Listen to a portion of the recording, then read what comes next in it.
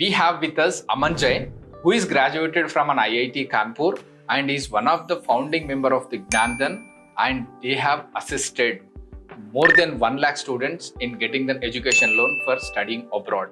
When it comes to a loan application wise, once the loan application has been made, how much time usually you or lenders that will take time to reward with the students? Because always the admissions or with the, that it's a deadline based. Yeah. Generally, how much time that you will take? Right. How this process has been simplified when it compared to the last 4 or 5 years? Yeah, I love to answer this question. This is the exact problem, or this is one of the problems that we are solving with Gyandhan, right? So when Gyandhan was started, I remember the first loan we did. So our initial loan partners were Axis Bank and SBI. So we started working with them. And there this customer, I still remember the name. The name of the customer was Amok. Okay. So he was going to a very good university. And he was applying. And back then there was no unsecured loan from the banks. It used to be that you need to have a property to get a loan, right? Okay. So we applied to the SBI and we waited for it at least a couple of months to get even the sanction letter. So that was the timeline that used to be there. When you used to think about education loan, people used to think 1 month, 2 months is a normal timeline. Yes. Right? And obviously it didn't make sense to us that why it is taking 2 months to get a loan. There is something seriously wrong with the system, with the processes, and that is the exact problem we started solving. To that day to today, we can get an unsecured loan done within a couple of days if you have all the documents, and a secured education loan we can get done in 10 to 12 working days. Okay. So we have taken the process of 2 months, did the operational changes wherever needed, and have reduced the timeline to 2 days for an unsecured loan and 10 to 12 working days for the secured loan. Okay. Yeah. I know, Aman, it's really a lengthy process. Even if I want to get a secured loan, I need to submit my property documents and legal opinion and market value certifications. Right. I need to go for a head branch, and then they need to. The one credit manager has to certify that loan, and the loan amount will be sanctioned. Right. This would be the very lengthiest process. Yeah. How you guys have simplified it into 10 to 12 days? Right. I'll explain that. So what you're talking about is a secured loan. Right? Secured loan. Yeah. So typically, first of all, whenever there is a secured loan requirement from the student, we try to get it done from a public sector bank. The reason is they give you one of the lowest rate of interest, or specifically banks, if not public banks. Now, as you mentioned, that it's a lengthy process, right? So why it is lengthy process? Because there are so many stakeholders involved. One is student, one is credit manager, one is sales manager from the bank, one is the lawyer, one is the evaluator. Correct. There is no central system where all the information is available. So a student, if they want to know that, okay, what are all the documents required, there is no such place where the list of entire 50-70 documents that will be needed in the process. And that is how exactly we solved it. Yeah. So over the period of time, because we have now helped lakhs of students, as you mentioned, in getting loans, now we know in which part of India, which bank need what kind of documents, right? Okay. And each city, each area has different kind of properties. Right? For example, let's talk about Bangalore. There are A Khata property, B Khata property. If I talk about Delhi, Lal Dora properties, there are DDA flats. So every kind of property require a different set of documents. Okay. So what we did at Gyandhan was that we have this centralized system where our counselor either asks such questions from the student, or student has to fill a small form, and we give them a list of documents. Okay. So that reduces the timeline itself, because I am giving upfront the list of documents to the student that these are the 99% of the documents that you will be needing in the process. Okay. Right? Post that, specifically for the public banks, we go to the student home. Okay. In all the major cities in India and check the documents. Check everything is in place. So student don't have to go anywhere. We go, we check the entire file at the home of the student. Okay. All the documents. And if the entire file is ready, then only we take it from there. Okay. On behalf of the bank, you do the evaluation and the property checking, everything. Yeah, everything. And we are happy to share that we are one of the 2 appointed agency by one of the bank, State Bank of India, to do so. So not everybody can do it. We have got the special status from the bank to do so. So now we go and do all the checking everything at one end. Then we go and then we coordinate with the lawyer, we coordinate with the evaluator, we coordinate with the branch manager, we coordinate with the credit manager parallelly. Okay. Right. So things that were happening one by one.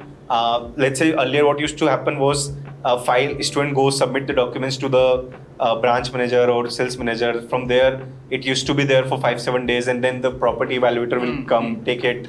So there was a lot of coordination and there was no tracking, and that is what we have solved at gyandhan. Now if a file goes to any bank, there is a gyandhan sticker on it that this is a gyandhan file, so it will be taken on priority at the end of the day.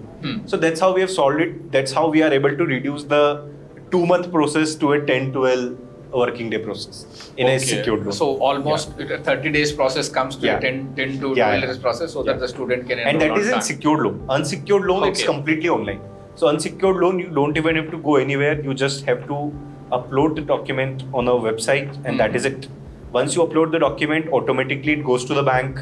Automatically, we have a team at the back end that checks all the documents. Similarly, in the earlier process I mentioned where we were checking physically, there we are checking digitally. Right? So we check the documents, then it goes to the banks, lenders, and within 2 days the loan gets sanctioned. What's for really banking it, really looking at unsecured loan? I mean, they are not mortgaging any property. So what parameter they are taking into the consideration? While, is there any minimum amount that can be borrowed or maximum amount can be borrowed? What is their parents' repayment capacity? Who is their co-signer? Like how they are evaluating them? Right. So, as I earlier mentioned, college course, country. So, those were the first parameter to be eligible. Second was the co-applicant, who in the family is earning and how much, and if the proof of the income is available or not. Right. So one is the college course where you are going to. Other is who is the co-applicant in the family. Usually, bank wants your immediate family member should be the co-applicant, be it your father, mother, siblings. At times, if there is no one in the immediate family who earns, or let me put it in this way, there is no one in the immediate family who has the ITR or income proof, then we look at the distant relative. Then we can look at paternal uncle, maternal uncle, aunt, cousin, brother, cousin sister. Anyone can. That is secondary. That is only when in your immediate family member there is no one, but then those cases will be with a little bit of doubt. Bank will scrutinize more, but that is possible. So this is the second thing. Third is the CIBIL. The credit score of the student and the co-applicant. So bank try to see that if the co-applicant or applicant has ever taken a loan. If yes, then have they repaid it on time? What is the credit score? So these are the 3 parameters on the broader level that the bank look at. What happens, if the co-applicant or co-signer financial situation changes after the loan sanction letter or a disbursement? Is there any particular action? See, so once the loan is sanctioned, if you are applying for the disbursement immediately within 10, 12, 15, 20 days, then usually banks are not checking anything in between. Right? So practically speaking, if the loan is sanctioned, you can get it disbursed in 1 month, 2 months. If you are getting it disbursed way longer, after 5-6 months, then bank will again check some documents, right? So that you need to be careful about. Now, once the loan is disbursed, so first of all, banks are not giving you the entire money altogether in one go. It is as per the need, right? So if you're getting a 40 lakh rupee loan sanction and 5 lakh rupee you need in the first semester for your tuition fee, 2-3 lakh rupee you need for the living expenses. So total first semester you need 8 lakh rupees. So bank will disburse only 8 lakh rupees. Right? So bank will transfer 5 lakh rupees directly to the university via whatever method recommended, fly wire or anything. And 3 lakh rupee bank can give you in your account, or bank will give you a prepaid card that you can use. Right? Now, as you asked, that if the financial changes for the financial condition changes. So see, financial condition, banks are not going to again check the income or anything in the further disbursements, as long as you are serving the interest on time. So that there are many banks who ask you to serve partial interest or simple interest during the study period. Okay. So as long as you are paying that on time, banks are not going to check anything again. No way concerned. They will keep disbursing. Okay. But if you are not paying the simple interest, partial interest on time, then bank might doubt, and then bank might check things. So as long as everything is normal, Okay.